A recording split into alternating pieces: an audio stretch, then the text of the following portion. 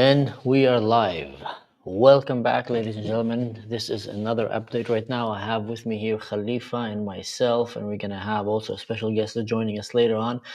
We want to bring you right now the latest, most updated news from Syria, from Suwayda, and from what's happening on the ground. I'm going to start with a quick video. There's breaking news. There's a lot of crazy stuff happening. So we're going to try to take them one by one. Let me show you just one crazy video. With your permission, Khalifa, we're going to start with that. Of goods that the fighters are taking out from the direction of Suwayda, including all sorts of farm equipment, even farm animals taking out with them as they retreat with their weapons and alongside anything else that they can pick up. Look, this is all farming equipment, agricultural equipment, and we know that a lot of these fighters have come from other areas of Syria, so this is clearly not their equipment.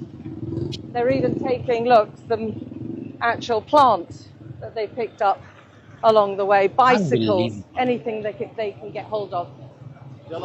This may, hopefully, everyone's hoping this will lead to calm and restore peace.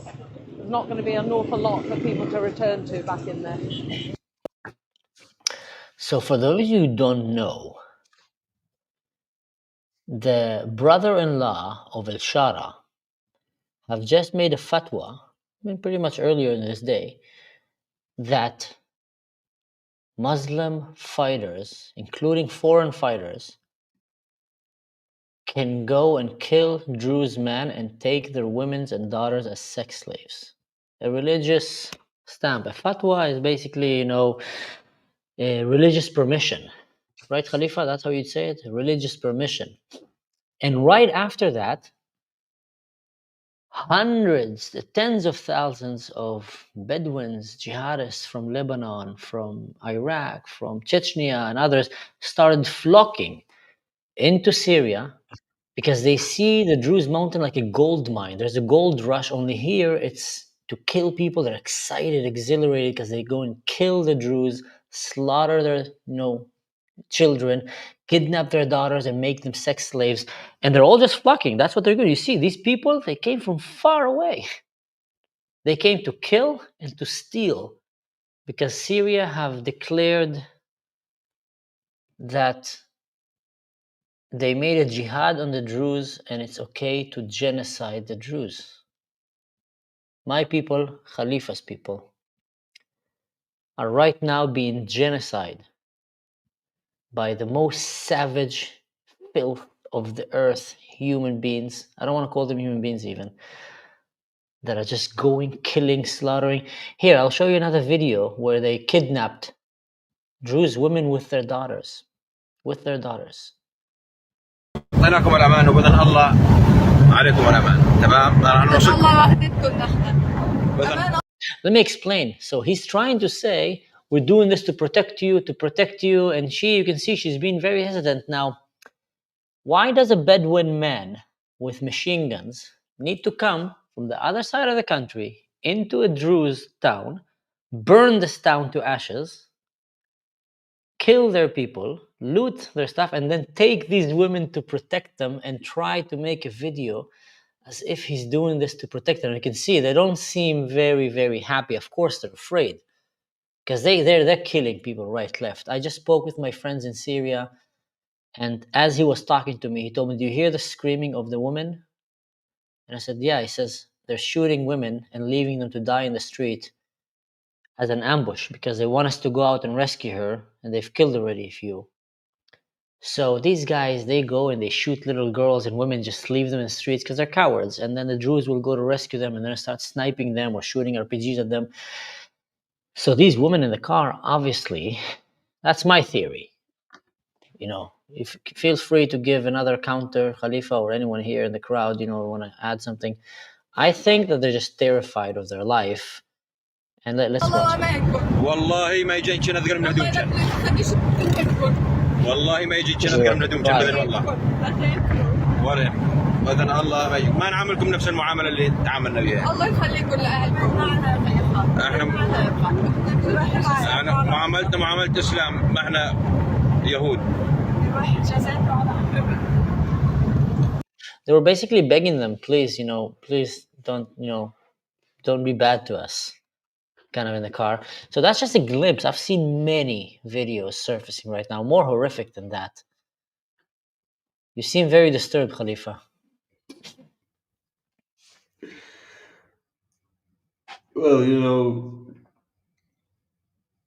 we should talk about the burden of meeting this evil culture, this savages, unhumane, barbaric motherfuckers, assholes, the biggest and most vicious culture on planet Earth. And I've seen this little child. She's in the age of my daughter, and just thinking about this nightmare of those. And you know what disgusting? Muslims are disgusting, because I can't see even one leader denouncing this horrific act, this unhumane. I say to those Muslims, is this your tribute to the human being, to this humanity, to this culture, to this history? Where are we living at? How much children, before we came live, I just saw someone beheading a boy's, someone's son. Just be like, it's for the sheer excitement of doing wrongs. They Killing or didn't murdering. keep any sacred thing. They have no sacred thing. Like, I don't know what God they pray for, but this is Satan. They are worshippers of Satan. Those savages shouldn't be alive. And this is the whole culture of Syria right now. Those jihadists, you call them jihadists, but those are monsters. Those are monsters that are coming for us, for you, for me, for everyone who wants civilized life. And we all sitting here with this October 7th feeling, but we are way past October 7th. October 7th, it's more famous. It has Israel in it, so everybody deals about it. And what is frustrating is trying to convince the world that, hey, what's happening here? First of all, let's admit it. The civil war in Syria didn't end. There's still a civil war, and this is not a civil war. What's happening in Suwayda? This is ethnic cleansing. They're trying to cleanse the whole race of the Druze people, and we are sitting here day and night seeing those images, and those bastards, the thirst for blood, it's insatiable. Like, they don't have enough. It's never They have enough no for them. dignity, no honor. They have nothing holy to them. Here's another video. Very hard video, but no one is showing it. It's more important to share. Look at that. Bunch of young guys coming, grabbing an old man, taking pride. He's probably trying to fight them, So someone asked here if the ceasefire finished in Suwayda. Let me explain to you something, guys, and I think it's about time that the West understand that. Don't believe them. Don't believe anything they say. Don't believe anything. Like, those are liars. They have nothing sacred. You can't trust them in any shape, way, or form. And this is why I'm addressing the Muslims, because those are affecting 1 billion persons. 1 billion persons, unless you denounce that, unless you agree that this is not your culture, because we, the other world, well, everybody seen the wrath of this jihadist bullshit, and we had enough of that. The world should say enough is enough. We had enough with you. And we're gonna kill each and every one of those monsters. We're gonna, like those two guys driving, we're gonna pursue them and we're gonna kill them and we're gonna make them regret the day that they put hand on the Druze. And if it needs us to kill Ishara, it takes us to kill Ishara. We're gonna kill him, kill his family, and everybody who ever liked him, because we've seen what you are doing, what you are capable of. Look at those women. It could be your sister, your cousin, your neighbor, anybody. They did no wrong, these people. They did no wrong for thousands or tens of thousands of people who claim that they servants of God to come and do this satanic act. And unless you do it, you're gonna meet it here in Israel as well. And it drives me crazy, meeting this thing over and over and over again. And everybody in Israel say, hey, how we didn't know about it? Hey, how we... So open your fucking eyes. Just see reality as it is. Sorry, Mansour, I'm really emotionally distressed here because it is burden. Like we Okay, brother. dealing with Okay. those things day and night for the couple of weeks, seeing those images, hearing those sounds. It's unbearable. Seriously, Okay, like man. I really want to go and fight and try to to fight those forces. Somebody should do it. Should do Well, I it. understand you, man. I had a very tough day last night. I did a live. I didn't want to do it. In the end, I did it. I was so tired, just like you. I think we just talked before, and I stayed awake a little bit later and said, I gotta do it. And I was exhausted. But you know what? Someone mentioned here, interesting story. I heard the IDF is going in, special Druze forces. Is that true? So there's quite a lot of crazy stories happening right now. We're going to share with you soon because I have a few points I want to go first. But allegedly, right now, there's about 2,000. That's what the Sheikh Amun Wazir just was with us right now, me Khalifa, when we did a podcast in Hebrew. And he said there's 2,000 Druze reservists, fighters, warriors that went and grabbed their uniform, grabbed their gear, and they're ready to locked and loaded to go into Syria. They signed waivers, they signed everything. If 2,000 Druze fighters, trained fighters in one of the best armies in the world, will go into Syria, these jihadists they're going to have a bad day. They're going to have a bad day. But just before we jump in, I wanted to touch base on a few things that I think that is I very just want to important. add to that because I just got updated before we went live. So basically, there was a Telegram, piece of information news that said that Trump gave a green light to Netanyahu to do whatever he wants. 3 minutes later, all those Bedwins started, no, we're retreating our forces. Well, you're gonna retreat your forces, all right, but we're gonna hunt you. We're gonna hunt you. Rumors are speculating that Trump gave Israel green light, do what you want.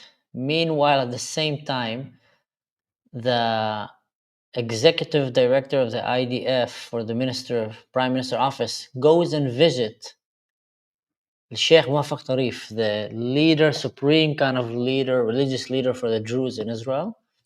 And he sits with the whole committee there with all the sheikhs. Now, he will not go to his home just to tell him, hey, listen, there's nothing we can do. He will wait until the morning and call him. Yeah, listen, sorry, Trump is not allowing us still. We can't go. We want to go and save the Druze, but the US is not allowing us.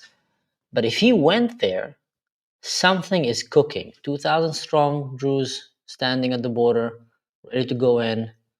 Israel gave an ultimatum, apparently, to these jihadists. If you're not out of the mountain by 11 o'clock, we're taking you down.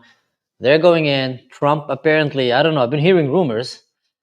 And I'm going to try to add one of the girls actually sent me that rumors, Rebecca, and others actually heard it from the Sheikh as well. But someone asked something very, very interesting, and I think it's very important to address it. What is happening? Why is Israel not just going and wiping out these jihadists? Now, let me run through you the story of what everything happened, and this is my theory. It might not be true, and I want to make it clear it's my theory based on how I'm looking at the map right now, but I'm sure there's a lot of things that maybe I'm missing. So again, This is what I think. Syria declared jihad on the Druze, saying they want to go and annihilate and kill all the Druze.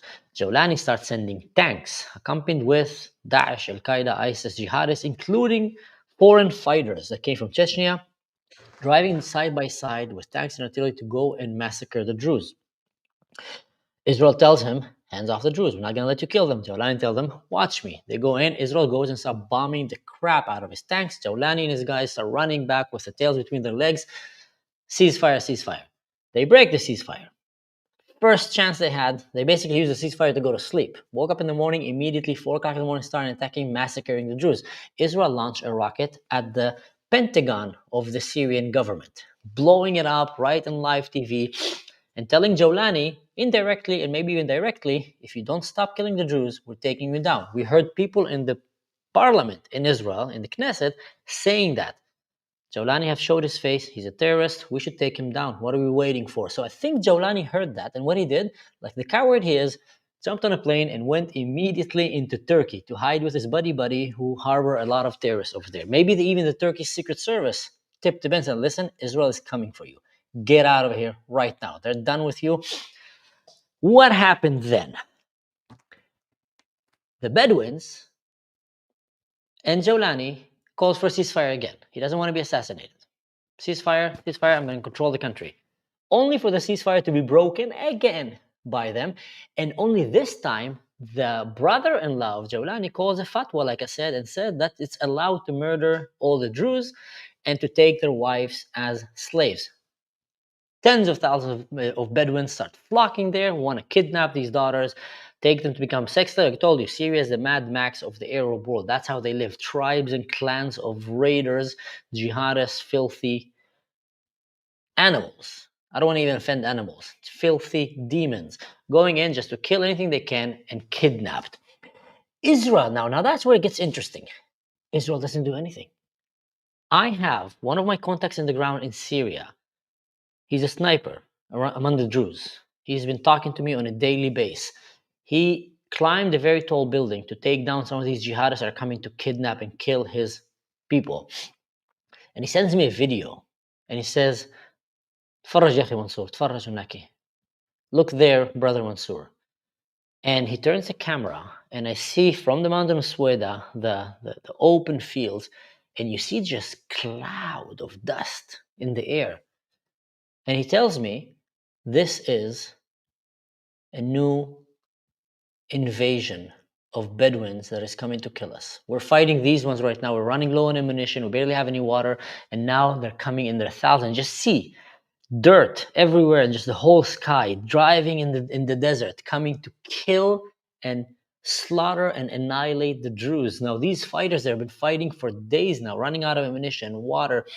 He rescued a little girl that her family was murdered. Her brother was laying dead in the street. He found her hiding after the jihadists didn't find her. And he's been fighting for several days right now with that girl next to him, with other, his company of men.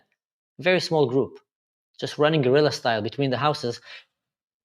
And he keeps telling me, oh God, please, I pray that this girl doesn't die. So that is what's happening right now. And all these jihadists are coming. Now, for some reason, you see this cloud of tractors and jeeps and buses and trucks full of the jihadists. Why is Israel not taking them down? Israel, I was an officer in Israel. I was in special forces. I know the IDF very well. The IDF is very good at sending jihadists to hell, and usually it doesn't hesitate. It's very, very glad to send them to hell. So what I think is that when El-Shara escaped to Turkey, Turkey started putting pressure on the US and telling them, there's ceasefire, trust me, there's ceasefire. Israel is risking it all. And America, who's usually not so involved, doesn't really know what's going on here on the ground for some reason, they should have, probably came and told Israel, stop it, you're gonna mess everything, stop it. And Israel doesn't listen. There's no ceasefire. We know what's happening. No, there is ceasefire. I'm talking to Turkey right now, to El-Shara. If you keep shooting right now, it's going to be so complicated, impossible. You're going to destroy everything here. So don't do anything. And I feel that this is probably what is holding Israel right now from actually going in and just wiping them out.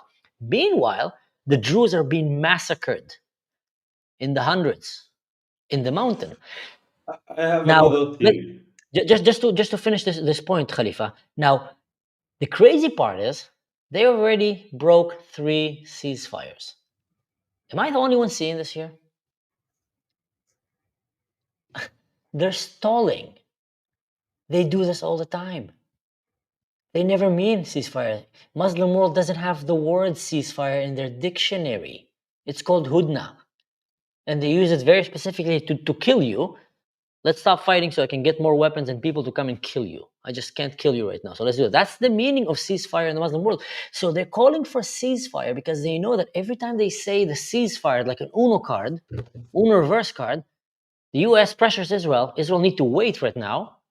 And they use that time to murder and kill more Druze and kidnap more of their women. And by the time that Israel will react in the end, because they're being held right now apparently by the US, the body count is going to be in the thousands. This all could have stopped. Israel have the power to save the Druze. I would say easily. Seriously, these guys are not good fighters. I'll show you some of the videos of them fighting. It's embarrassing. Here, look. Let's go to the end here. Look at this. Look at this. See how he's standing, by the way? Just a quick tip from Special Forces. He's doing the complete wrong stand right now. Complete wrong. He should have his other knee to the wall and just show his barrel and move, and that way he can move fast and not fall on his back like an idiot. Anyone that right now, even if they don't see his gun, they see his elbow, they see his knee. Anyway, from a professional perspective, they don't know how to fight these guys. They're just a bunch of amateurs. They're walking in the streets like idiots. They're driving trucks and pickup trucks. Israel can easily wipe them out on the way to Suwayda. So I really think that what's holding Israel from going and saving the Druze right now, and I understand what's going on if that's the case, but still, I think Israel should come and tell America, khalas, please step aside. We know the language of the Middle East. You guys don't know. We understand the situation better than you. Because as we're speaking, our family, our relatives, I've heard my auntie, my mom, she talks to her a lot, sending a voice recording today, crying on the phone, saying she hears these jihadists outside of her wife. I don't want to wake up and see my auntie in one of these pickup trucks with these Bedouin, these perverts, trying to convince them that they're protecting them just for the camera. I actually seen another video with them going through a checkpoint and then another kind of Arab, Muslim going around, and you see they get scared of him. You really need to go invade a village, burn it to ashes, and then kidnap their woman and try to convince us that you're saving them? From who? From her husband? From her daughter that you probably just killed and raped and left her to die on the street? While I was talking to my forces, while I was talking to my contacts in Syria on the ground, he was telling me, I don't know if you hear that, but can you hear the screaming? He was sending me audio messages. And he said, that's the screaming of a woman that is in the street right now. They shot her, wounded her, left her in the street. They killed her family because they're waiting for us to go and rescue her so they can kill us. They use it as an ambush. They use it a lot. Assad regime used it as well. Quite a lot. Their snipers will shoot one family member, let him cry, and then there were stories of entire family who got killed like that by Assad, by his regime. Again, Muslim killing Muslims, jihadists, Syrians basically. It looks like what we're seeing right now is a very clear representation of Syria, not of jihadists, small minority. They're not a minority. There might be a majority in Syria. I saw a different video, I don't know if you've seen it, Khalifa, where you see students in Damascus, students for engineering. So when I thought I'm going to look like and see some sharp-looking people with suits and standing there, with like, I don't know, just looking like students or maybe just hippie shirts. It looked like a Taliban convention before they go to beat up a woman. Like they're all dressed like the Taliban, engineering students, standing there calling a jihad on the Druze students, wanting to murder them. What kind of university is that? that all your students just stand outside and decide to call it jihad on another ethnic group because they dare to survive and you want to murder them? So this is Syria. Syria is probably way, way more closer to Gaza and Palestine than we thought. Well, not than we thought, than probably most people back home thought. Me and Khalifa knew that for a very long time already. Sorry, Khalifa, I went. No, that's okay. Well, first of all, what you just say is spot on, of course. But the thing is, I don't think that Jolani really controls his people, and we see a pattern here. The pattern is those people come to steal, and this is like the video, the first video that you showed them looting. That explains the whole thing. It's the same dynamic as October 7. Those Of goods people that they are so incapable of doing anything positive to the world, but they get envy for people that do have, a job, do produce things, do creative stuff, that fight with, the struggling of life and manage to really create something unlike them, because they are death cult. They have nothing. So they come to Suwayda in order to have, I want the stuff that the Jews have, the Druze have, or other people have, because they, as culture, has nothing to produce. Whatever did Syria for the past 15 years, except, producing suicide bombers and creating terror, and they manufacturing Captagon and arms and human trafficking. We've seen them. We just saw them, how they do human trafficking. They steal women, and they do it. They did it with the ISIS. They did it with the Kurds. They did it with the Druze. In Gaza, after 1 year of fighting, they found a Yazidi woman. The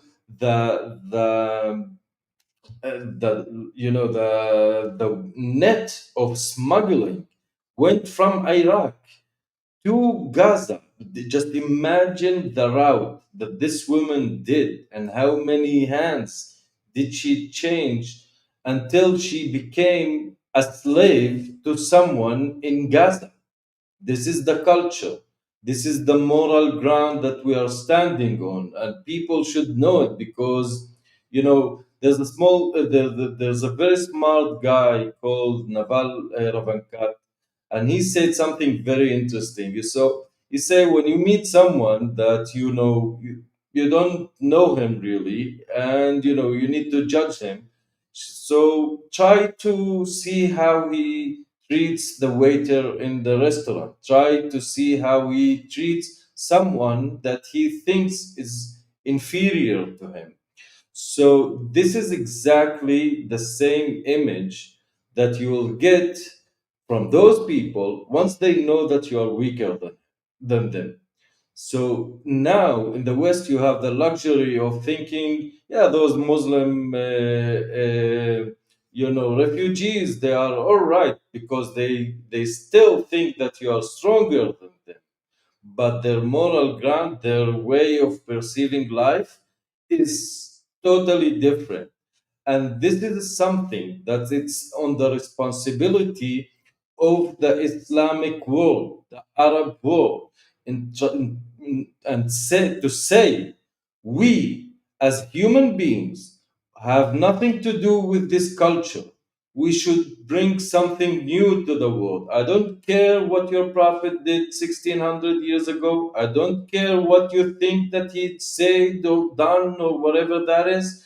We are in the 21st century. We need to live today, and today we don't behead small children. That's a taboo. That's something that we as humanity said that we don't want to have it. This is something that is agreed that it's wrong. Just because I don't know, some asshole like this nephew of Ahmad al-Shara say, yeah, you can steal women, then you can steal women. No, you can't steal women. You can't harm anyone else, no matter what is your religion and what do you think that you believe in and whatever your cause is. That's it. It's as simple as that, and we all need to take clear-cut stand against this thing. So, and for Ahmad al-Shara, let me just say that Ahmad al-Shara is very consistent. He's consistent on what happened with the Alawites, with the Christians, with everybody, and now with the Druze. He basically was a terrorist. He had a bounty on his head, and now everybody's hugging him. Everybody's saying that he's, the new Time magazine guy, okay? But the problem is that every time something really bad happened in his country, he just ignored it. He kept saying things that sound good. And I say to the people that are listening, can you really believe to those people? Can you really believe those people who just broke 3 ceasefires, who keep doing their malicious acts? So obviously not. So, and this what it suggests that the structure of his state is built from those people, and unless we as an international community tell to the newborn Syrian entity that, hey, you are new in this thing, you've been in 50 years of Hafez al-Assad and Bashar al-Assad regime, and it's basically a desert. You're still trying to conduct your life according to moral grounds that are not valid anymore. And we, as a human being, as civilization, need to progress from that. We need, instead of competing with the Bedwins of who kills more or who, I don't know, vandalizes more, who creates something new, achieves something greater. This is the energy that we should address, and it's not gonna happen if we're gonna keep playing nice. Like, oh, it's okay. Yeah. It's legitimate. No, it's Yeah, not. yeah. It's You not. know, there's a saying, Khalifa, that is very common in the West. Show me who your friend, and I tell you who you are. Now, this is not only in the West, guys. This is basic human psychology. Now, you see this picture here. These are the jihadists that we're seeing right now, part of them, that are going looting, killing, murdering, kidnapping young girls in Syria.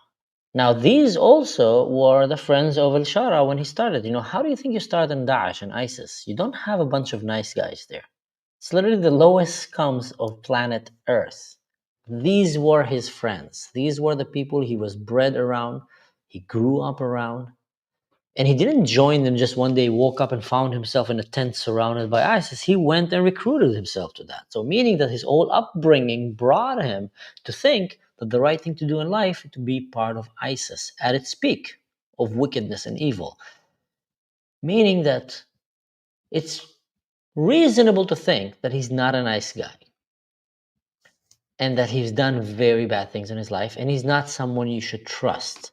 We all know someone in our life that we say he's just a piece of poop, just a bad guy. Just really no morals. You can't trust a word that he say. Now imagine that he's probably would be the nicest. Think of the worst guy you know in your life right now, in your school, in your work, a very toxic colleague. I'm telling you that most likely he is nicer and kinder than anyone in ISIS. Anyone in ISIS. Unless he's complete psycho, like something insane, but usually they end up in jail because they do something crazy, so you will not have them too long around you. That is a moderate ISIS member is way worse than probably the worst person you met in your life. Jolani wasn't ISIS. He became a leader in ISIS. So he commanded over ISIS. He have killed and murdered innocent people. He have raped women. He have done terrible things. That is the kind of people that we're seeing right now in Syria, that is leading Syria. So who on earth will think in his clear mind? I mean, he just had his bounty removed from him. I think it was $10 million. I don't remember exactly the numbers. I wish I had Renfield here to come and check this information for me, but our podcast is not rich enough to have a Renfield. But in general, just imagine what kind of wickedness are we dealing here with. People want to trust. The next video is a very hard one. I didn't know if I want to show it or not. I'm definitely going to lose monetization, on the video once I show it, but I think it's too important. And Khalifa, it might be hard for you to watch, brother, but it's just too important to show it. هدول الكفوف تعرفوا ليش؟ هم يوقفوا لك؟ هدول هذا مرة تبعتوا بدنا نشوف الأولاد وتبعتوا تورجوها لهذيك الأحبة اللي كبتهم وقت كانوا بدها إياهم هذوك إخواتها بس يجوا بعرف شغلي معهم.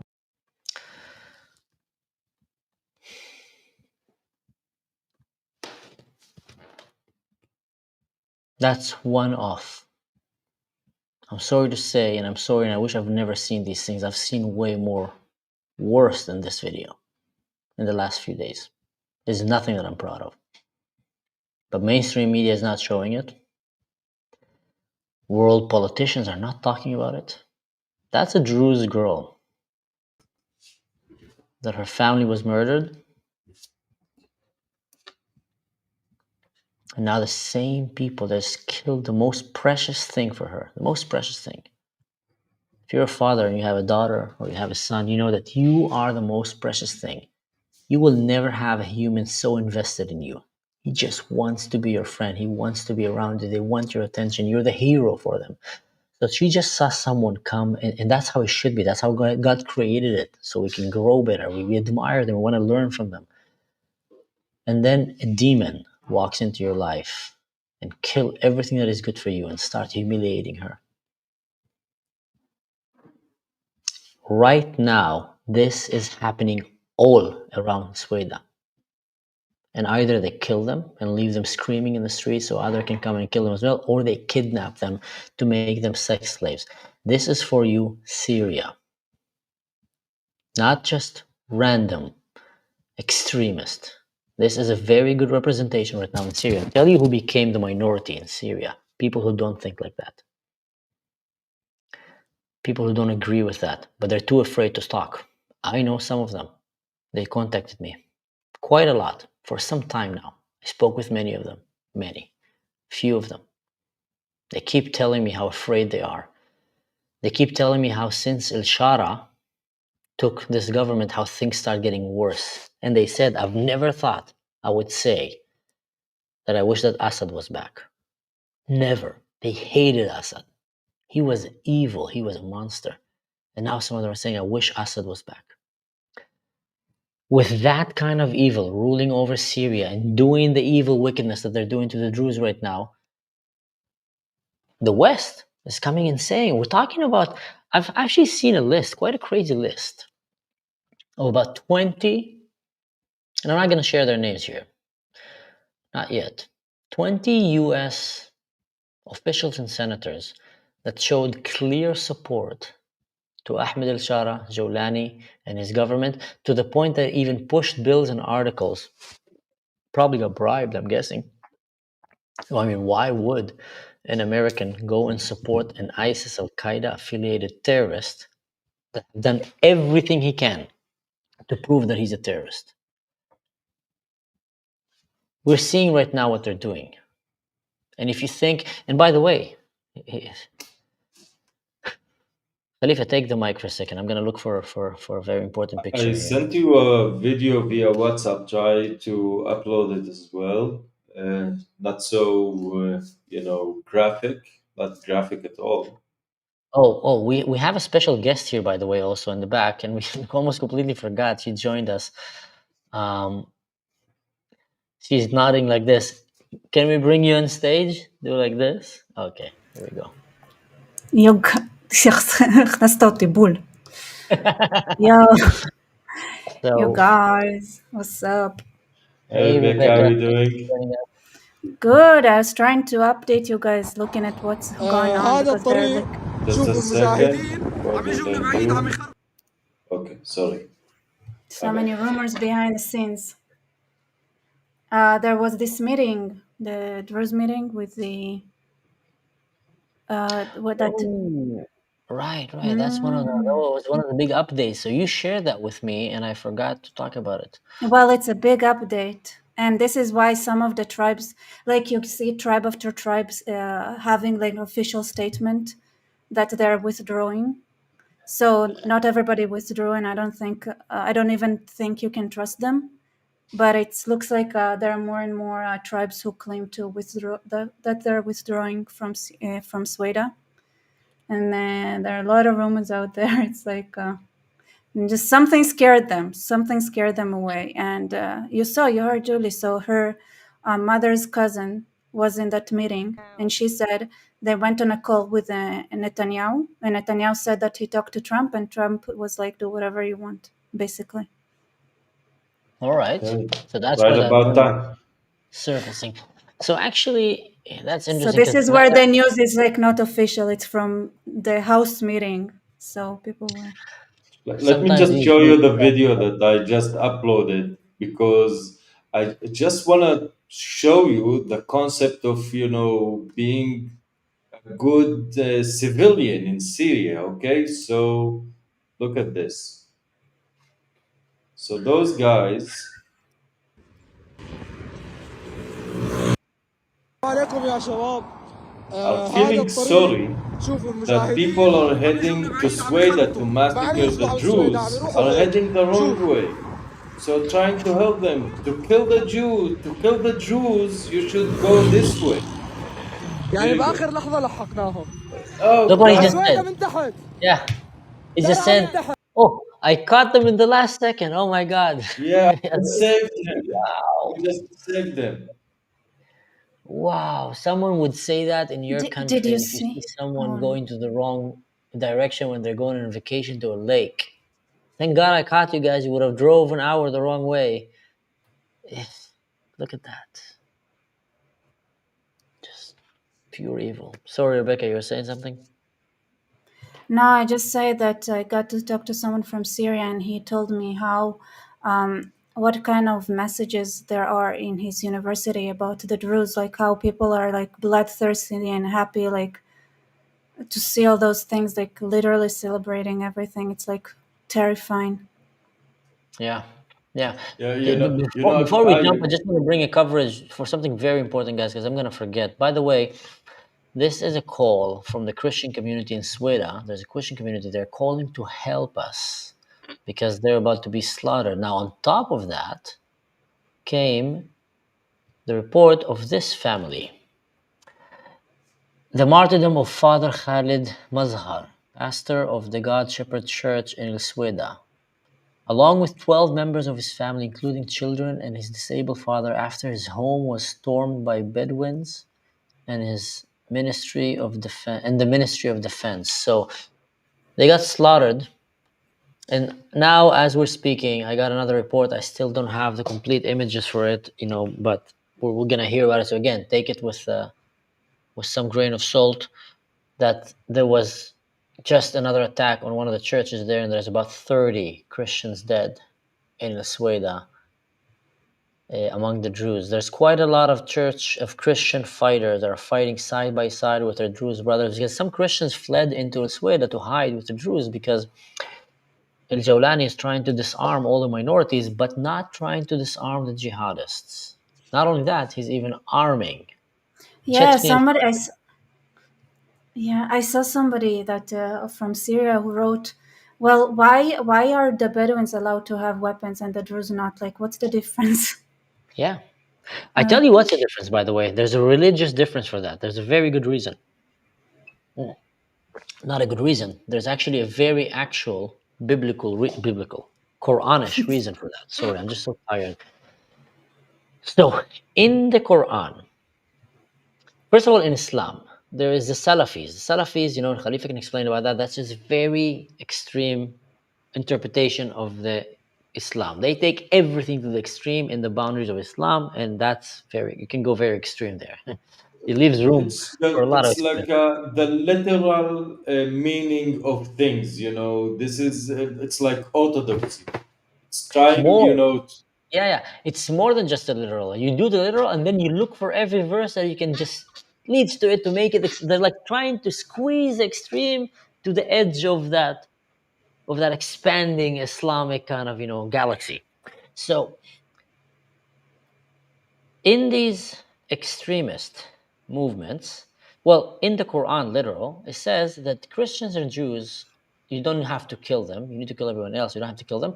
But they're not allowed to build new churches or new, synagogues, not allowed to ride a horse, and not allowed to hold a sword. So they're not allowed to be armed. So in a Muslim Khalifa state, in a Sharia law, if you go properly, like Jawlani is trying to do, it's by the religion that you need to disarm all the citizens class B, C, and Z, all the slaves, basically.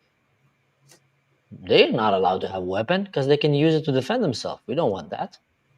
Only our radical jihadists are allowed to have. So there is like a religious pushing for that, not only because they want to control and kill them and take their women and force Islam on them, because right now the Druze are the only one who did not bend the knee yet and said, we will not let Sharia come and rule our life. And they're coming trying to kill them for that. And some Christians who don't want to live under Sharia law went to hide among the Druze. And now they're all coming into them. 60 tribes of Bedwins with hordes of tribes of coming from Lebanon and Iraq and others to come and kill them. That is basically one of the reasons that all of this fight started, because the Druze said, no, we're not giving you our weapons. We know who you are. You're a terrorist.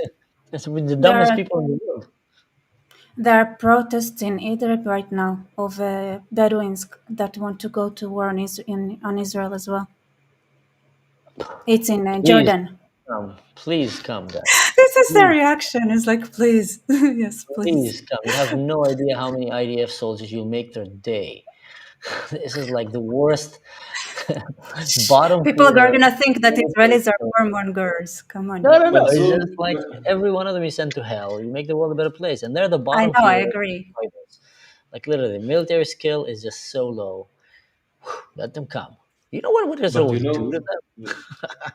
The thing is that once you fight monsters, they challenge you, because people now very modest people say, you know what we should do? We should take all the Arabs in Judea and Samaria and Gaza, expel them to Syria, their homeland. They're gonna feel very comfortable over there.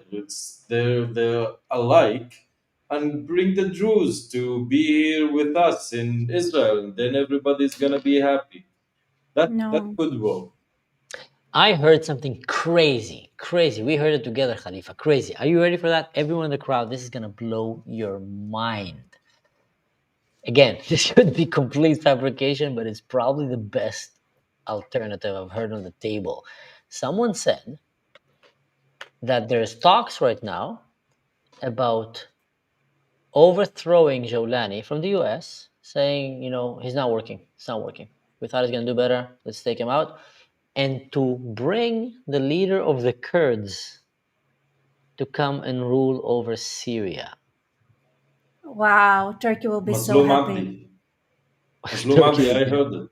Yeah. You heard that? Turkey's. This was my suggestion for the Kurds for Iran. Wow. Just take over. If that happens, wow. So, and by the way, the Kurds are Sunni Muslims, and they are alternative to this culture. This, what I'm trying to say. They're not Salafi. They're not on the extreme. They're on the other side. Well, they had Salah ad-Din though. Yeah, not only that. This is what I'm trying. We sometimes can't imagine the reality that we are not facing, but still in Islam, it's not so rigid as people think. It's not so solid. It's basically very lean. Like it could be stretched, and you could put a lot of interpretations in between. And the Kurds are showing a beautiful way of Islam, to be honest, that respects women. They fight with the women. Like, I admire the Kurds. We have nothing to do against Islam. But now we have like 640 people in our life. Let's put in the chat, ask people, when you hear Allahu Akbar, Yeah.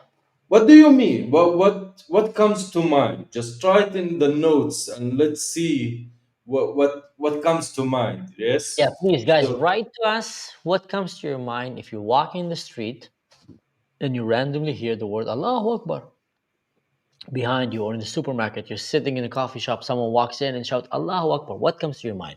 We see boom. Okay. What else Somebody comes to said mind? they want to vomit. Boom, boom. Why is everybody saying that?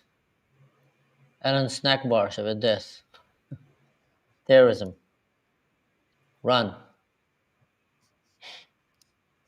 yeah, well, Radicalism. Run. Terrorist attack. Fear. you're racist. Everybody of you're so racist. But Allahu Akbar is such a beautiful phrase. It's something that should humble a person. Say there's something bigger than you. There's something that bigger than anything. It's God Almighty, and you No, I should. don't think so, because it's Akbar. It's not like it's the greatest. It's like comparing to everyone else. It's even in that they compare it to every other. Nice. Yeah, well, Because it's not, not it's Al Akbar. Akbar. It's, it's not. Yeah, it's Yeah, it's loud. It's like bigger allow, than the Jews' God. You yeah, say, but it's like okay, the interesting, biggest. interesting, interesting. Kurds are like Muslim desert Vikings, I think. Strong culture. I mean, The take Kurds the right now are the Kurds with a strongest grain of army of salt. Syria. What's good about them right now is that they're secular. I don't like just They the are the truth. That's the strongest truth. army right now in Syria, and they are not Salafis, so they're not as extremist. They're secular. And They're very yeah, secular. They're they're right very now. They're secular. anti-religion. They're anti-Islam, like really anti-Islam. And by the way, another problem that Syria has is that it doesn't have a lot of resources. And Rojava is currently, if I'm not mistaken, is controlling all the oil fields. Listen. If that happens, that will That probably is save so. Syria. The Because only ones yeah, that will be sad are the bad guys. Seriously. They will be sad because they won't be allowed to go and murder and butcher and loot. The reign of terror of going around and just kidnapping little girls after they slaughter their families is going to be over, and that sucks for them. They'll be very sad from that, but the rest will be very happy. I think if that happens, that's insane. Whew, if the Kurds take it yeah. there. So And I your bet like guess the is Bedouins. I think the What is that? Bedouins get.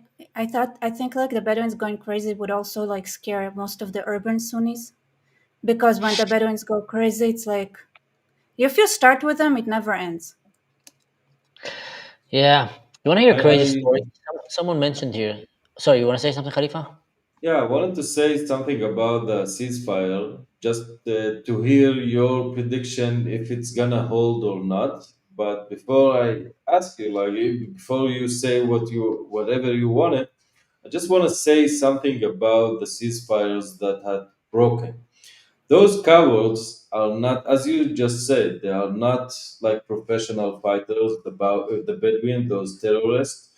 And the thing is, they know that the Druze under siege. People are fighting with no communication. Now I got report from a friend in Suwayda saying that even the dead bodies are starting to decay because there's no electricity, and they are jamming a lot of bodies stacking on each other, and it starts to become really smelly, and they have no time to bury their dead because those dead walkers are keep coming in all the time. And the idea was knowing that, the Jews are so under siege now, so this is why we mustn't stop fighting. This is why they kept pushing it, because they wanted to break their souls. They took phones for people who they kidnapped and sending psyops, like psychological terror to the people in Suwayda, trying to terrorize them in every way, shape, or form. So that being said, I wonder if it's like, this ceasefire is gonna hold, or tomorrow we're gonna wake up for another day where they're gonna try to, challenge the boundaries again. I think the ceasefire, for your question, and I said in the beginning, is just a hoax to buy more time so they can slaughter more people and get more loot and steal Yeah. more little children, kidnap them, make them sex slaves. That's what they're doing, and they've been doing it for all along. They don't believe in ceasefire in these places, only hudna if they can help them to destroy you. I think also you mentioned something very interesting. They're doing psychological warfare of filming everything they can, and that's a known thing. Hamas did that, and others do that. Now, one thing we need to understand, the Druze are cut off on internet, and they're not able to upload a lot of videos. That sniper guy that I'm talking to and some of his teammates, every time he want to send me a message to the world, and by the way, I've been collecting his audio, and I want to do the diary of a Druze warrior in the mountain, and just put his audio and just have you listen to it. And he gave me permission. I'm going to hide his name. We're going to call him Luai, fake name, and we're going to put it. But he always tells me to go and get reception. He needs to get out, walk somewhere, and then just find their chance. And he cannot even look at stories. He says, I know you guys are sharing our stories. I cannot open them. The internet is too slow. So the Druze are unable to upload their videos because they cut on them. So we're getting this psychological warfare from the other side, just showing, how they're winning and how they're killing. But we do know that the casualties that they suffered are enormous. I've heard, and that was yesterday, that there was about more than 4,000 to 5,000 jihadist casualties. They came with tanks and artillery, descended on a mountain of villagers, and they end up being slaughtered by them. But they're coming in waves. They're coming in waves, and they're coming in waves. And the Khalifa said, how long can the defenders last there? No internet, no connection. They have no drones. The jihadists are controlling the sky. They have drones. They have military equipment that is dropping on the Druze all time. The drones and everything, and they're really also one of the biggest challenges. And he told me that. He told me, Mansour, more than guns, we need radio communication. He said, we almost got killed. I almost got killed today, he said, because of friendly fire. We heard a shooting coming from a nearby neighborhood. It was very loud, and it was going intense. And we thought we got to go and defend our brother there. So they started running in the streets, risking their life from the drone, And when they got there, they almost got shot. The shooting was 2 kilometers away. They didn't know it because no one was, sending in WhatsApp and telling what's happening here. They're completely cut. And the forces that were there didn't know that they're coming. So they told me we need more radios to actually be able to communicate so that the basic military needs that they read there. And we have from Rojava Network, local source. Rebecca, you want to say that? Yeah, U.S. helicopter landed in Suwayda city and unloaded medical supplies at Suwayda National Hospital. U.S. Looks like helicopter? United States. The rumors are that the United States had decided to join Step in in. the fun.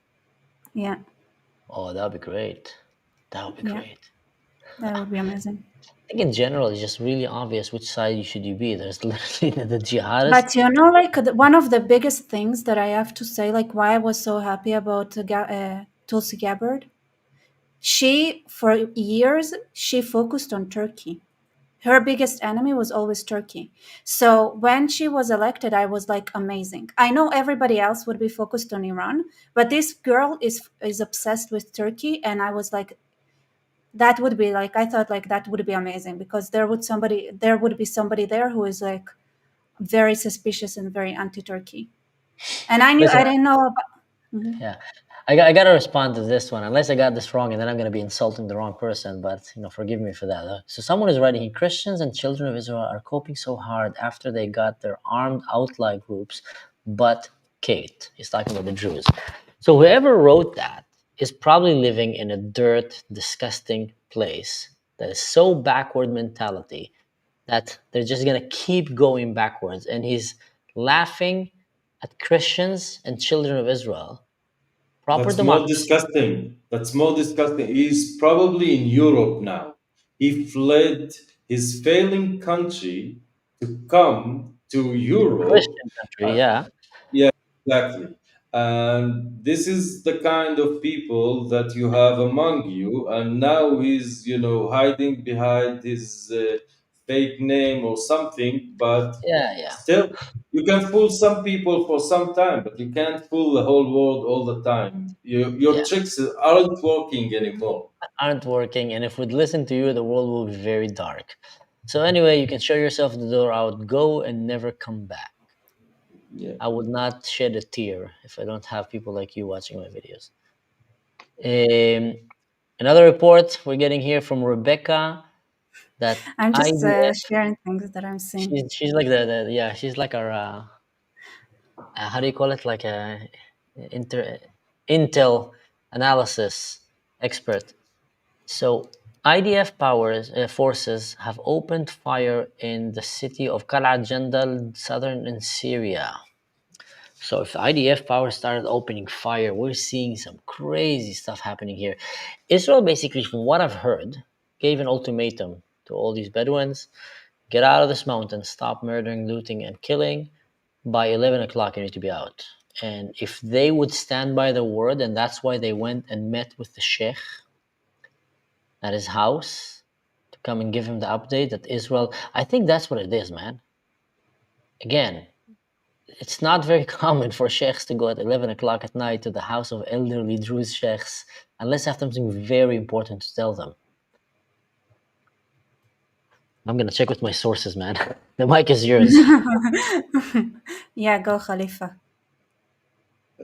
Well, I'm so tired, and another day of broadcasting all day, all night. But something in me thinks that there is some change. Like, I wouldn't be surprised if this ceasefire will hold, because the Bedouin knew that they can't hold it for too long, and now their coward fake president, terrorist Jolani, is unseen, and this is not good for the country. He can't keep hiding for too long. So I think that this ceasefire might hold for a for a while, but the next clash is a matter of time. And needless to say that Syria is not a safe place for the Jews, and we need to have some debate or public discussion about what's gonna be the future of the Druze community over there. Because if there's something very clear, like the eye of the sun now, is that the Druze will not live under this regime in a million years. Okay, so Jews that's do not not gonna want to bend happen. the knee to Sharia law. It's what we call al-Gufatiyya meta. Exactly. By the way, Yeah! whoa, what's up? Let me read it All to you. What is right. this? Let me This What is a is this? helicopter aid. So, tonight, Who's? the Israeli Air Force is delivering emergency medical aid to Suwayda, airlifting supplies via helicopters under protection of the AH-64 Apache gunship. Some of my friends are probably in there. I know some of them. What the F? The IDF is also Amazing. considering the deployment of several battalions of elite Israeli Druze special forces to support the Druze in Syria. You guys are so screwed. Oh, If my the God. Druze Israeli warriors who've been oh trained by man. the IDF are coming for them, these Bedouins are so done, man. So And they're done. gonna train everyone there as well. I'm getting too excited. Oh, I'm getting too by excited. the way, I just hope this is real. Just hope this is Mansour, real. do you want to get less excited? Oh no, what happened? No, let me finish No, this not. before you ruin the excitement. Okay, Come fine, on, fine. Rebecca. Gosh. So, deploying I like several being battalions the of party elite pooper. Israeli Sorry. Druze, mute her please right now, I'm kidding, of elite Israeli Druze special forces to support the Syrian Druze community in defending the city from ISIS, Daesh militants who are backed by Turkey. Woo-hoo. Close air support will be provided by the Israeli Air Force throughout the operation.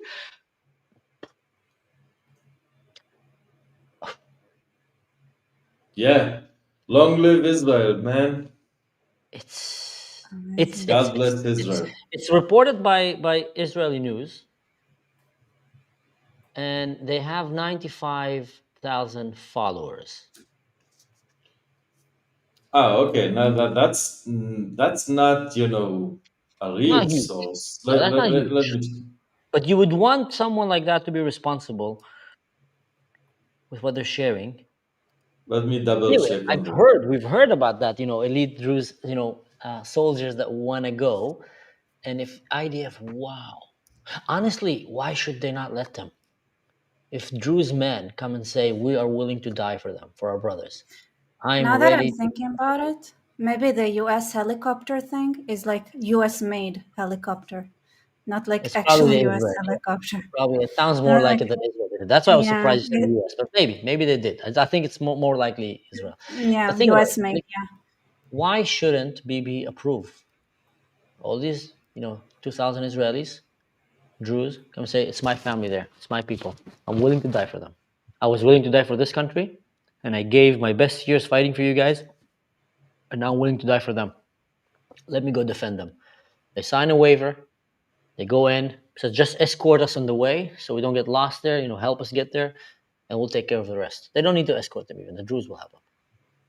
Yeah, Ooh. all the Arabic Telegram channels are really reporting on the landing of the Israeli chopper in Suwayda. Wow, man, this is insane. Yeah. Yeah. Oh my God. Rebecca, you wanted to give me bad news. What was it? No, I'm just thinking, for sure they're kidnapped, right? Who? Kidnaps. They are there no kidnaps? You mean, yeah, there's many kidnaps there. So, I'm just saying, after October 7th came October 8th. Yeah. So it's gonna be interesting. But it's the Druze. It's different, right? It's a thing. It's something to consider. It's It's very one similar. thing. It's not enough, right? Can you imagine? Here's the thing. I would just thought this thought. What if the world came to us and be like, okay, that's it. You won against those who came to invaded Israel or the Hamas people. You killed all the terrorists. Now you cannot. This is what they tried to do to us, right? Now there is no retaliation. But there must be a retaliation. They would do it, just try again and again because they have nothing to lose. I think if Israel plays this right, It's just interesting. first of all, if they lose their pride, that's a very big thing. If they get kicked out with the tail between their legs, that's a very big thing. The fact that the Druze mountain did not succumb to Sharia law when they brought everything they had at him, it's a big thing. And if the best way to punish, honestly, the best way to punish radical Islam is take land from them. Yeah. That hurts them the most. That's because that's the biggest lose they can be. So I think, in general, the world should help the Druze and the Christians to create their own autonomy in the southern part of Syria, or give it to the Kurds. That would piss them off. Someone wrote here a comment: Erdogan will just blot and explode from inside if he hears that. Well, maybe it would be another one. Remember the one that the Turkish parliament member that was cursing Israel and then his body attacked itself? Yeah, he had a heart attack, right? Yeah. So I wanted to share a crazy story. So you want to say something, Khalifa? I'm No. Please share your story. Wait. I'm getting another video here. One second. What is that?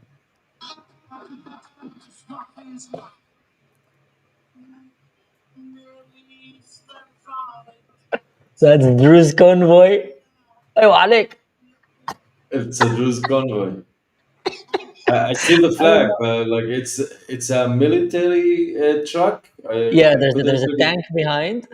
with the flag in the car. I don't know if that's going to the border. Wow, please let us go and just wipe these jihadists off the face of the earth and save our brothers. God, please let this happen. So crazy story. And I'm hearing this from the people, in Syria, from the Christian guy and from the Druze guy, by the way, fighting side by side. So these jihadists came, broke into Suwayda, and took a house of a Christian family. And they've been using this house all day as a base camp. Meanwhile, torturing the family, playing with them inside the Christian family. They would come back. In one of the occasions, they came to the father of the house and told him, "You're Christian, huh? Yes, build a cross for us." And pointing guns at him, I don't know what, his daughter. He was him, his wife, and the daughter. So as he's building the cross, they come and tell the daughter, "Do you believe in Jesus?" And she's like, "Yes." And says, "So how about we show you how we crucify your father here with nails, just like Jesus. We'll make him just like, your God."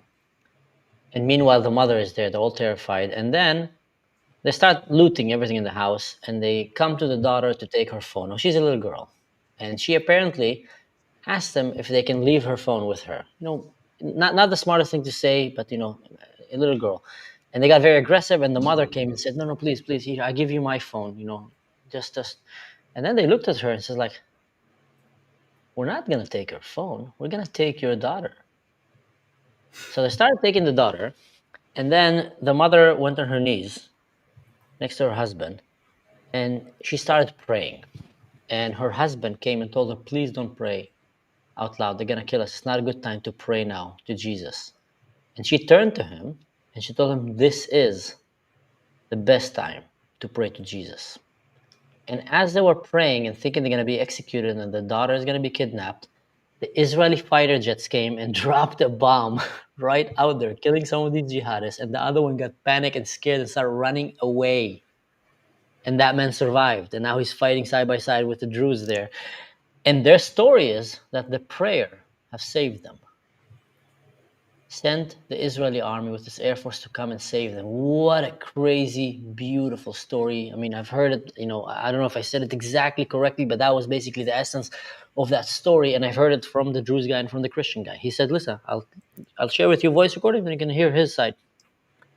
Wow. Yeah, you know what it reminds me? This joke. What? It's like, thank God. I was like, what? The doctor did something too, though. So there's like, it's like people always thanking God, and it's like, and the doctor with all the diploma, all the years that they studied, it's like, No, so I'm just thinking, like they thank God, but they should also thank the IDF, I think. I'm sure they thank the IDF. Very thankful. No, of course, I'm just joking, just reminded me that. I thought he was going to say the joke about the guy who was about to be eaten by a lion. You know that joke? No. So the guy's going in the forest, and then a lion is chasing him. He's running, and then he can't outrun the lion. He falls on his knees, and the lion starts circling him. And he comes on his knees and he says, "Oh God, please, oh Lord, I pray to you that you make this lion become a believer in you, believer in Christ. So please, I pray in the name of Jesus, amen." And then he opens his eyes and sees the lion sitting on his knees saying, "Thank you, Father, for the food. Amen." So,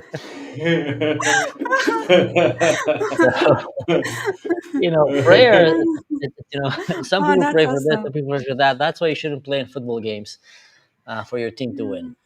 But anyway, wow, man, I don't know. Insane. Wow. Again, I might be getting excited here. Yeah, it's like a roller coaster of emotions, isn't it?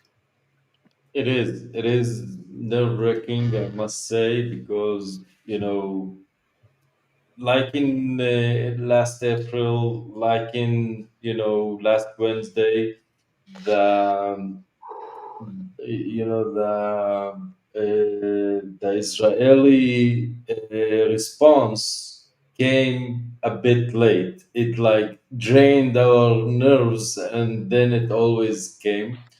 And this is what I always kept saying to my Druze friend: we are not gonna leave you alone again, even if you have to like bind or bound, bind Trump will or anyone else, because we know this is just and this is a fight for humanity. Yeah, this is the fight for humanity. Fight for humanity. Anyone who doesn't understand that, is going to wake up to a very crazy world. It's a fight of humanity, and it's a religious fight of who's going to control the world. Is going to be the Christian world or the Muslim world. And it was always like that for a very long time, and it's still ongoing, guys. Don't be mistaken. And when we say the Christian world, you don't see yourself as Christian anymore, but you're probably living, if you have a laptop, and if that laptop was probably built in your country or any parts of that laptop, most likely you're part of the Christian world, now also part of China. But in general, undoubtedly not part of the Muslim world. So just kind of to get that in mind. Someone said something funny here. What is that? One, so Johan Cruyff said that about footballers. Why do the cross before the game? If both teams do it, it isn't helpful. Yeah. I guess who does it more? Who really believes it? Well, guys, I need to call it a night. I have an interview for the morning show in the radio. We'll keep doing these marathons. Tomorrow I'm gonna be on the channel 12 as well. So I have a lot of interviews to do tomorrow. It's always a pleasure doing this. Thank you so much, Khalifa. Thank you, and I'm happy that at least we have some good news to. Well, we don't go know to for sleep. sure. We don't know. Yeah. We think. But you know, לכל Yeah, שבת there's- יש מוצאי שבת. That's the mood. Definitely. We think. We're waiting to hear more news. But Khalifa, thank you so much, brother. God bless you. Thank you. Have a good one. Yeah, well. See you later, guys. Bye. So, to give you an update, guys, me and Khalifa and many other Druze activists have been working day and night. Yesterday, Crazy. Rebecca, I did another live yesterday where I thought it was going to be just 10 minutes. I didn't want to do it. I was tired, exhausted after almost 4 days of not sleeping. After one night before, I did 10 consecutive news interviews, live news interviews, one after the other, big channels. And from the Charles Kirk and Tusi and CBN and TBN and, very big channels. 10, one after the other. And then barely slept, started editing, translating, talking to people in Syria that are asking me many, many questions and trying to encourage them. So much emotion. So after 4 days of going through that, and I felt that that's it, the mountain's about to fall. And the world just doesn't care. It doesn't matter how much I try. I was like begging news outlets, please let me come and speak for them. No one is speaking for them. And I tried. I went to the biggest ones that I can reach. And I sent to all of them. I didn't send Joe Rogan, but I sent to all of them, please have me on your show, let me talk. And then my friends were doing the same thing, Khalifa and others, you were doing, so many activists, we created these WhatsApp groups, and I felt like so many people in Israel and Christian world was coming together, supporting and trying to push so the world will, recognize that genocide is happening to the Druze, to my people. And then you go and you see suddenly more Bedouins coming to kill them. And more hordes of foreign fighters coming to kill them. And America is pressuring Israel to have ceasefire, to stop defending them because they believe in some kind of a, hope that they can have peace with ISIS. And Israel is backing out and not really sending the might of the IDF to rescue them. And they're just dying there. And I felt exhausted and I felt, gusted, lost the wind in my sails. And I said, I'm just going to go up and do another live to give update. And I went and I did a live and I felt like, just so down. And, Khalifa as well, we've been going through a roller coaster. Yeah, for sure. I was just thinking, I was trying to calculate how much damage they can do in those couple of days where on my live I explained, America would try to have it that way. It Israel would be like, okay, let's see if it works for a couple of days.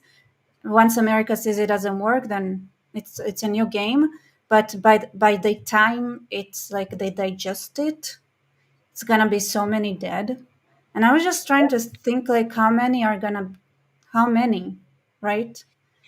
I was I just I had these thoughts, the weirdest thoughts, these calculations of how many can you get.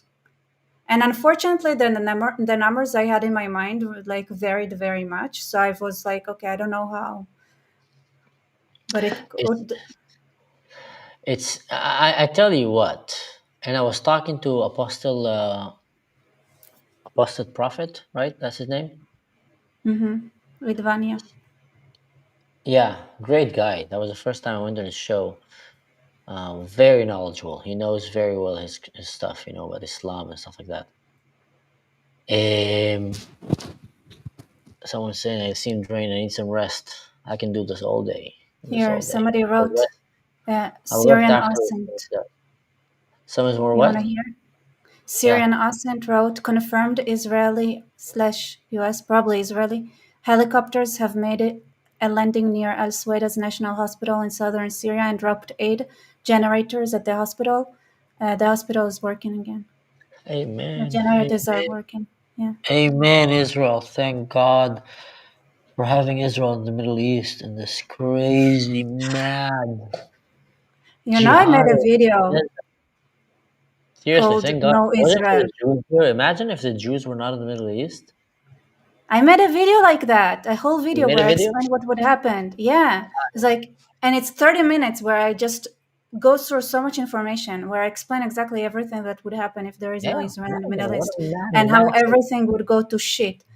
Yeah. Yeah, seriously. Imagine what a Mad Max for jihadists Yeah. it would have been.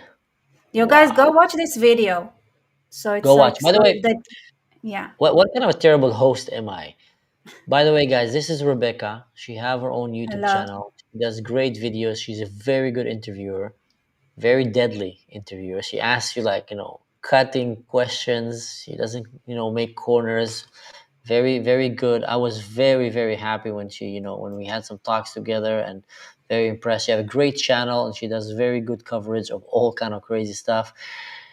It's not for the fainted of hearts. She talks the truth as she sees it, and she's not ashamed of hearing it, and very brutal. So if you're sensitive or woke, probably not the place for you. Thank you. But everyone else, please go check out my channel and check out my video, like the day after Israel, No Israel video. Just look for it. Someone like a is asking geopolitical analysis. Yeah, go check the video. Someone's asking how come Israel did not protect the Yazidis. It's too far. I think, it's terrible, and I wish they would. But aside from me saying I wish they would protect anyone in the world. Also, the Christians killing in Sudan, and tribal Israel actually built the Christian army in South Sudan. It was they would have went completely extinct, but Israel actually is the one that did that. I don't know if many know that.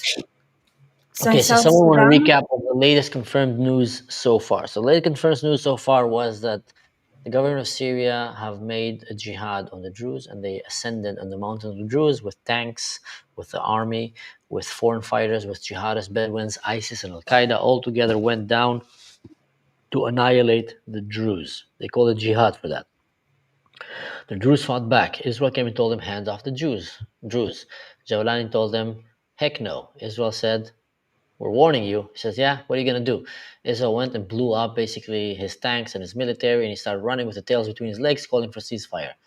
Next morning, they broke the ceasefire, went again, trying to kill the Druze, shaving beards and doing all the terrible stuff. Israel told Jawlani, stop it. He said, I can't control them. Boom. Israel shot a missile into the building of the Pentagon of Syria, blew it to pieces. Jawlani, the coward he is, ran away into Turkey with his buddies and friends, where all the terrorists seem lately to go and hide. Turkey have become a hiding place for terrorists. They feel safe there. We see Hamas leaders and ISIS leaders running to Turkey. That's very disturbing. If I was Turkish and I would hope for a better future for my country, I know how great Turkish friends, I would be really concerned by the decision that this government is doing when it comes to relationship with terrorist regimes. Anyway, they called the ceasefire again. Israel didn't believe it because they broke the ceasefire immediately after. And again, that's my opinion. Israel was trying to go attack. America was trying to hold down because Turkey was involved as well now, trying to push for a ceasefire and etc. Meanwhile, Druze were being slaughtered, killed in Syria, killed and slaughtered, running low on ammunition. And there was a fatwa that was made by the brother-in-law of Ahmed al-Shara, which is Jawlani, saying that it's okay to take Druze women as sexual slaves once you kill their men. Something that was practiced quite a lot in the days of Muhammad in the Quran, and the tribes that's basically how they made a living. They went and killed, stole everything, and took their women as sex slaves, and expanded Islam by birth, and may also took the children as slaves with them.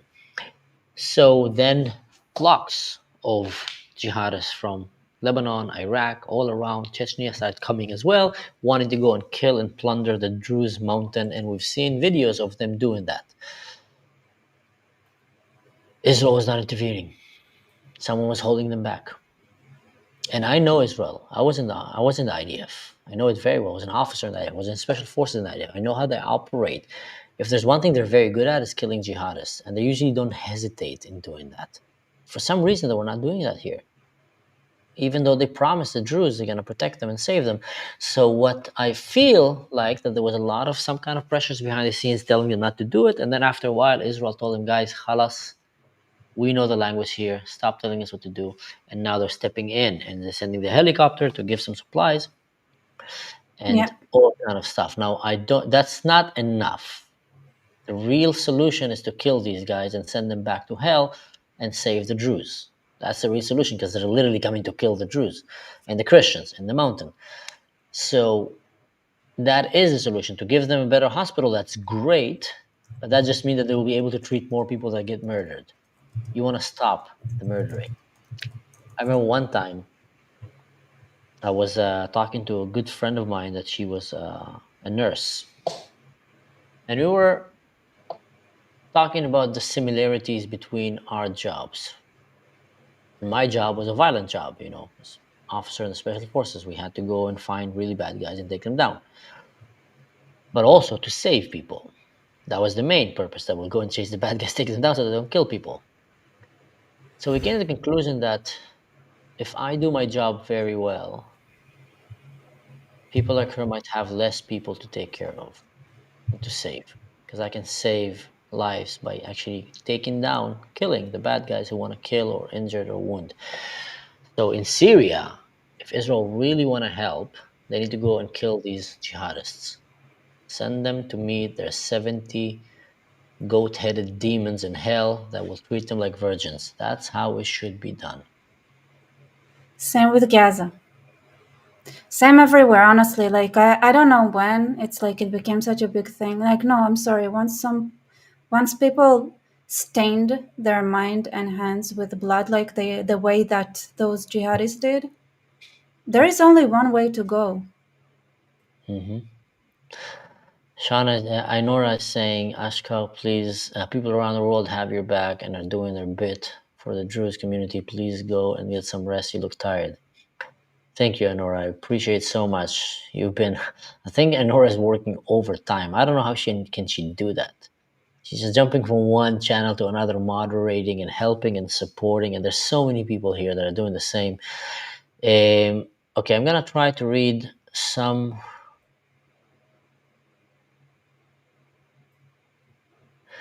Please, Coping is saying, please do dispense with my invitation. If not, objectively worth it for you. Can you repeat which invitation is that, Coping? Is that to go on that debating platform that you want me to go? Because if that's the case, I'm probably not going to have time right now. I'll probably do it later. Be more than happy. Do you do debates? Like, I don't think it's time for debates anymore, honestly. I think people just need to get like straight directions. What's right, what's wrong. Debate is nice when it's like a luxury thing. I don't know. Yeah, I'm pretty good at debates. I used to debate all the time when I was a kid. I got kicked out of so many classes in school because I would debate my teachers or argue with them. Debating and arguing is, very borderline the same. You just need to learn the tactics of how to make one look less argumental and more debatable. But if someone is good at arguing, usually they can be good at debating. They just need to calibrate it a little bit. I feel also when it comes to the Middle Eastern stuff and Arab stuff, a lot of these talk shows, they don't like people like me because I can really shut them down very fast. And it's not good for, well, it could be good for rating, but in general, usually, if you're someone from the US or Europe and you try to start talking about the Middle East, and someone, let's say like me, will come and it's like they can't say anything. They have no clue what they're talking about, usually. Some do, but most don't. And it's very easy to take them down. Thank you for supporting this channel, guys. And just want to remind everyone to keep helping spread these videos and share these videos. We're coming to the end of this show. Rebecca, you were starting to say something? No, I was surprised that Piers Morgan, that idiot, brought Brigitte Gabrielle on. And he couldn't answer her, obviously. Like, she knows her shit. She went through everything. Yeah. But here's the thing, it's like people think it's like entertainment. They want to be entertained. They don't want to feel bad or like uncomfortable, right? They want to be like entertaining me, like something they don't have to take seriously. But with everything that's happening in France and Spain and New York and LA, I think it is time for us to like, this is not entertainment. And whoever thinks it is, or whoever is like in a debate mode, I think it's a waste of time as far as I'm concerned. We need to start people who understand that it's time to take action. Yeah. Well, the debate and it's very hard. There's something about if you think that you're going to try to convince the person you're debating, it's going to be very hard and you're going to probably get very frustrated. But if the debate is used to be shown publicly on air to a big crowd so they can decide for themselves, then that's a better thing, because they can come and see what you have to say, what he have to say, and how is it like, resonating with what they believe in. But the problem with debating that it doesn't always, you end up having the one who knows how to debate better winning rather than the truth winning. Someone who's very good at arguing and making a point and countering another point can take a lie and win against someone who's speaking the truth, because he just know how to debate better. So that's also something to be careful of. It's so funny how Al Jazeera, Yarif is saying, Jazeera is trying to cover it without admitting what's happening to the Druze. They say Israel just out of the blue started bombing Syria. I'll tell you even something worse, Yarif, something even better than that. How crazy that is. Al Jazeera right now and the Syrian media are trying to portray, and it's very circulating in Arab news, that the Druze are trying to commit a genocide on the Muslims in Syria. And that's why the government sent tanks to protect Syria and the Bedouins, which are like 5 million of them around the Druze. There's like 700. There's 700,000 Druze in total in Syria, and there's about 300,000 to 400,000 in Suwayda. Now they're a bit more because they rent there. So the military of Syria send an army of strong with foreign jihadists to go and kill. They make a fatwa that you can kill the Druze and kidnap their women, and then they come and they say that this is al Nakba, and the Druze are trying to genocide them, all in the same breath. That reminds us, the pro-Palestinians, that, on one hand, they say Hitler was right and then said the Holocaust never happened. But Hitler should have finished the job, but the Holocaust didn't happen. But, final solution should come back again, but the Holocaust didn't happen. We love Hitler. Why? Because he killed so many Jews. He was a great guy, but the Holocaust didn't happen. That's like, the pro-Palestinian kind of thesis in a nutshell for you guys. But this is how exactly how Muhammad is. Can you explain that, please? Like, if I remember correctly, like when he was losing, he'd be like, started like playing the victim, and like playing the victim, and like, and then be like, yeah, we want to live in peace, blah blah blah, like playing with the victim, and then it's like it's from back then. It's like it's always something that they always do. It's not really playing the victim what you're referring to. I think you're talking about Hudna. When he saw that no, I don't talk about Hudna. I talk about like actually playing it like the victim. I think it's like it's an old thing. I don't remember exactly right now, but like I'll review my sources later, because I feel like it's not Palestinian. It's not like, it's something that Muslims do, like to kind of guilt tripping whenever they can. Yeah, no, that's a very classic. But it's like a tactic, It's one of it's a tactic that you've seen mostly used in Muslim circles and mostly used in the Salafi and the crazy radical Muslim world, where one day they're the heroes and they're the big guys and the strong guys, and they will drink your blood and bathe in your, the blood of your children, and they'll come and kill you, and then they come and they try to kill you, and usually they'll kill like, elderly or children or, kind of defenseless women, and then real men will come and start kicking their ass, and then they'll run and start using humans as human shields. and their own children and wives as human shields, or hide in underground tunnels that they built for themselves and let their people die. And meanwhile, we'll start calling for a ceasefire, and then telling the world how poor they are and how innocent they are and how miserable they are, and then start showing you a lot of pictures of dead babies that they basically caused by using as human shields. And then we'll tell you, please subscribe to my channel, I'm very poor, while, you know, showing how bad is the situation for them in Gaza. That's something that we see happening all the time with wars. I said that before, you know, one of my best friends, he But comes from sometimes it's a lot. He's an Apache pilot in the US Army. And one time I was doing barbecue with him and his friends just after they came from Afghanistan. I think it was Afghanistan or Iraq. I don't remember. Yeah, I think it was Afghanistan. So we were talking about the Middle East. And one of them just, you know, kind of just holding a beer in his hand and just, we're doing a barbecue. And he was saying, it's like, it's funny about these Arabs. And I said, well, he said, like, for a culture that is so obsessed with killing and fighting, they sure don't know how to fight. And I was like, I mean, they do. They didn't have times that they did, but nowadays, no, they don't know how to fight. They're most of them are really pathetic fighters, but they're so obsessed with it. Like, you see them walking, but they always, you know, show how strong they are on women and children when they face a real army. you know why? Because they don't want to improve, like they don't want to teach each other how to improve. Because listen, if you have like a disciple, they might shoot you one day. So you don't know, you don't really want to get them to be better than you or something like that. So it's like it stagnates. It's like there are a lot of trust issues, so they don't teach each other anything. Like they don't improve because it could always turn against you. It's something they Druze always have in mind. Yeah. And I also wanna. Can I also have like one story? Of course. Because we talked about like victimhood, and I want to say like, you know what, when one time. So the fun part is that sometimes it backfires. You know the story of Dir Yassin. Rings a bell. So in 1948, they started like Dir Yassin was an Arab village, and they started like they reported like that how awful the IDF soldiers were, like that they committed, you know, the things that they do. Yeah, that's where the But there story is, but came about it was a fake the black story. flag. Sorry, But what? it was a fake story. It was a fake story. It was fake. The Dir Yassin story, it was fake, and the reporter and people that were there, like their interviews with them, they admitted it was fake, and they were like, the reporter said, I thought like when I read it, the whole Arab world like would come and fight, but in reality, what happened is that they panicked and ran away.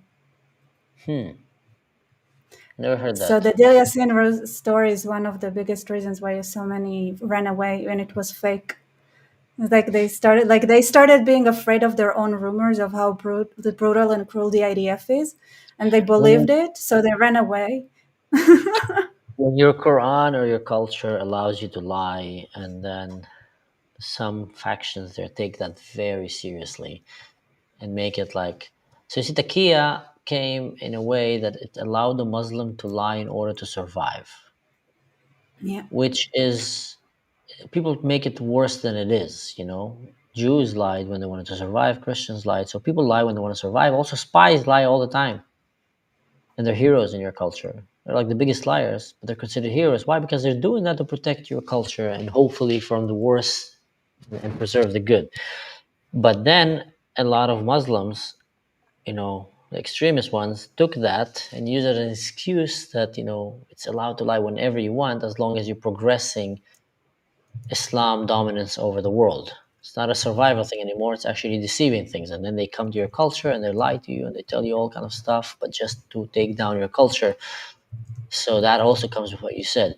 But anyway, just Iham Haddad wrote here, Druze fighting for every minority in the Middle East, especially Christians, and I can prove that. Please, if you have something to share here, I mean, I agree with you 100%. But if you have something to share here that you think you can share to actually prove that, bring it on. I will read it.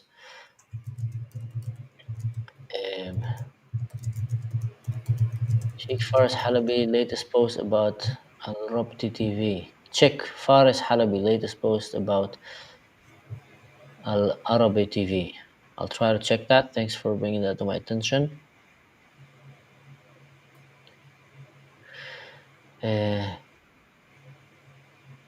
All right. Yeah, I'm trying to see if there's anything interesting here that I should read before I miss. Wow, there's so many comments. That's insane. That's great. There's no way I'm gonna Okay. catch. Anything else, Rebecca? You just heard something?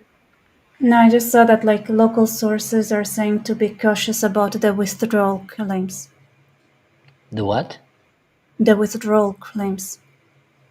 Just local sources say to be cautious about the claims of withdrawal of the Bedouin claims.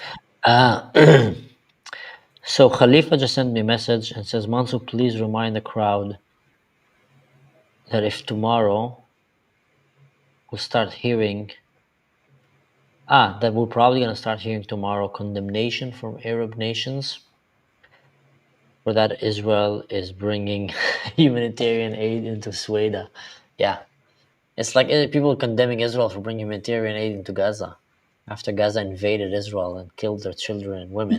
They really do.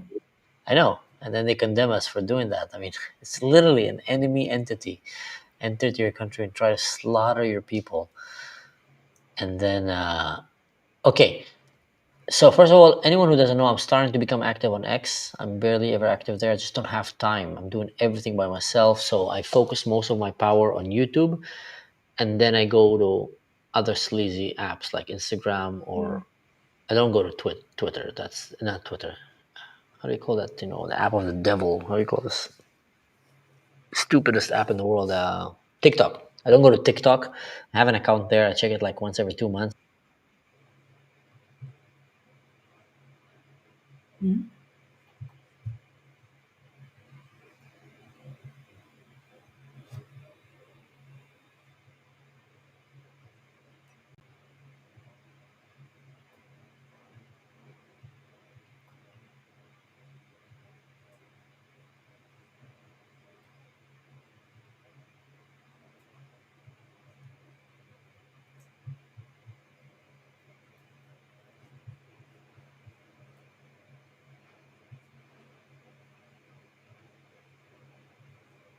Wait.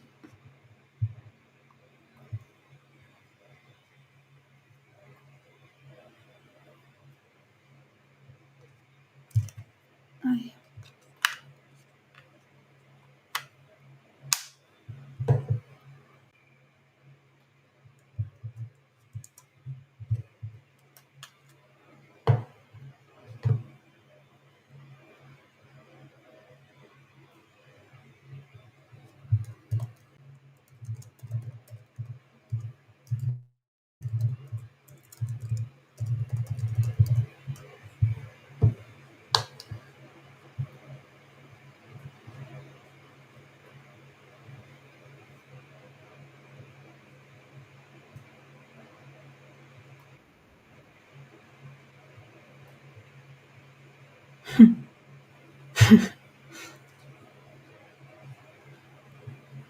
אני לא היחידה שלא שומעת? Whoop, whoop. Can you hear me now? Okay, Yeah, the I mic can hear ran now. battery out. So Okay. I was like, I was trying to figure out what's wrong with my side. Couldn't oh my hear you. god. Yeah. So there's a guy here named by Moshe Birenboim? yes, Moshe Birnbaum. Yeah. So he asked like several times already, what's your YouTube name? So yeah, Rebecca Barsef, my name. That's my YouTube name. Rebecca Barsef. And Inora, maybe you or someone can just put so everybody see I'm still so up in the comments trying to read down that I just didn't see all the comments like that my mic is not working. I should always stay down. So yeah, if we can put the link here, and I'll try to put the link on my YouTube as well, so you guys can find Rebecca. And thank you so much for coming and staying here. We had 700 people steady through the entire live, and that's insane for a live that didn't have any advertisement, just started like that. So thank you so much. It shows that you care. Rebecca, you don't hear me again? No, I hear you. I'm good. You wrote that message to me like an hour ago. Okay, fair enough. And We have a private chat here in this app that we can gossip, and no one would Yeah. know what we're talking Did you about. see what I sent you on No. WhatsApp, by the way? So there are jihadists who are refusing to withdraw from Suwayda despite the ceasefire announcement. These jihadists are bloodthirsty. I like they made a video.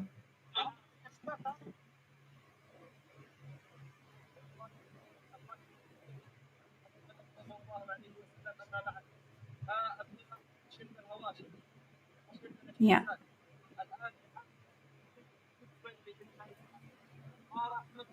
Well, you can always trust them. They're saying, even if Israel come, we're not gonna get. It's gonna end up so bad for them. No, thank God that the enemies of Israel are so stupid. Some of them, like really, that's a great thing. We should not discourage our enemies from being stupid. So whenever you see jihadists acting stupid, show them some kind of. Don't show them love, but like Yeah, I was thinking the same. yeah, but like like give them the attention they want. Let them feel it's good. The more Yeah. stupid they are, the better for Israel is. So Trump, Mansour Rebecca asked God what percentage of Israel population is 120. Can you believe that AI actually came back and said it was really small percentage, just 0.012 of Israel?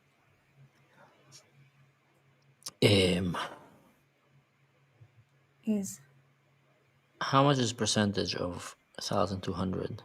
why like that? What 1,200? Casualties of That's like October 7th. that's yeah, but like that's a lot for casualties.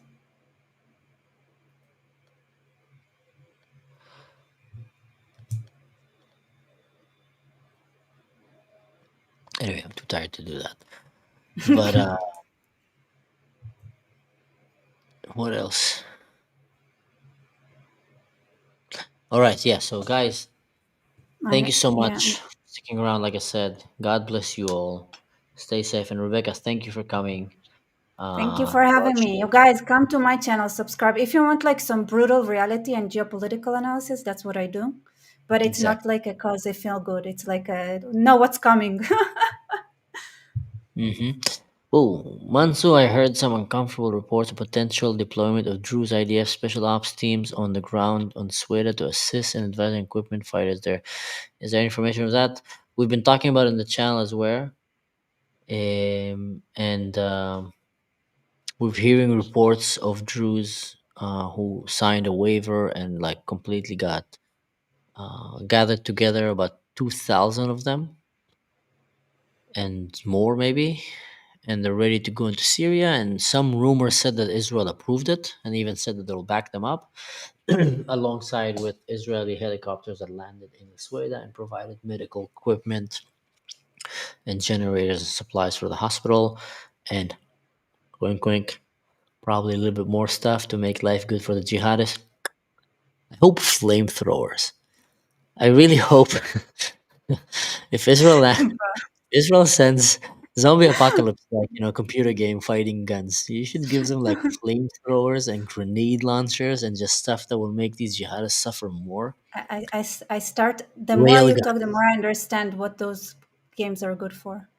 Now I get it. rail, Now yeah, I get it. railgun, Now I get it. railguns with cables connected to like high voltage electricity. So when it goes through you, it starts electrifying you, and then every one of your friends start electrifying, and then wow, yeah, we should get a lot of and machine guns with chainsaws on them.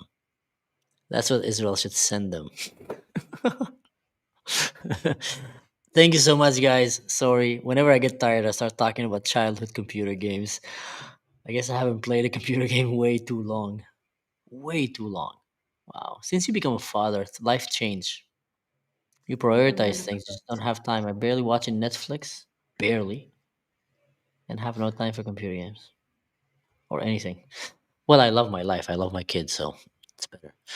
טוב, יאללה, רבקה, להתראות. Hello. תודה רבה. Thank you so much, guys. Liv and everyone. Thank you, Love everybody. you guys. Keep praying for the Druze.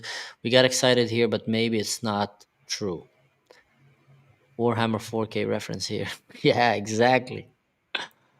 God bless you all. Let's really hope that Israel is gonna save the Druze in Syria. Yeah, bye.